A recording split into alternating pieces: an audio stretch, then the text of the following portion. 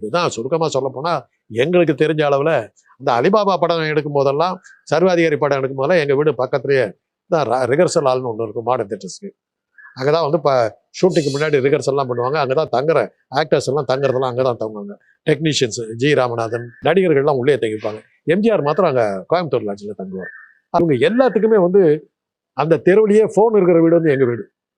எங்கள் வீட்டில் இருக்கிற கோழி இந்த மிருக ஏறத்தாழ ஒரு மிருக காட்சி சாலை மாதிரி இருக்கும் எங்கள் வீடு. அதெல்லாம் பார்க்கறதுக்கு அது சாயந்தரத்தை ஷூட்டிங் இல்லைன்னா வீட்டுக்கு வந்து அரட்டை அடிச்சுட்டு போகும். அது மாதிரிலாம் பழக்கம். எம்ஜிஆர் அப்படி தான் வருவார். வந்துட்டு யார் வீடுன்னு தெரிஞ்சப்பறம் அடிக்கடி வருவார். அந்த ஏடிஐலாம் பார்த்துட்டு சாப்பிட்டு எல்லாம் போவார். ஐயா இந்த அலிபாபாலாம் அந்த பானுமதியை தூக்கிட்டு ஓடுற குதிரைலாம் எங்கள் குதிரை தான் யூஸ் பண்ணாங்க. அதில் தான் எங்களுக்கு சினிமா தொடர்புகள் பெருசாக வந்தது காரணம் இது. எம்ஜிஆர்லாம் நெருக்கமாக இருந்தது காரணம் அந்த படங்கள். அந்த அலிபாபா படமெல்லாம் அவர் சிகரம் தொட வச்ச இது. மலைக்கல்லன்னு அதை விட பிரமாதமாக ஓடிச்சு. அலிபாபா கலர் படத்தை கலர்னால தான் அலிபாபா இருந்தாலும் கூட மலைக்கல்லன் தான் அவர் உச்சத்துக்கு கொண்டு போட படத்தில் மலைக்கல்லன். Hey,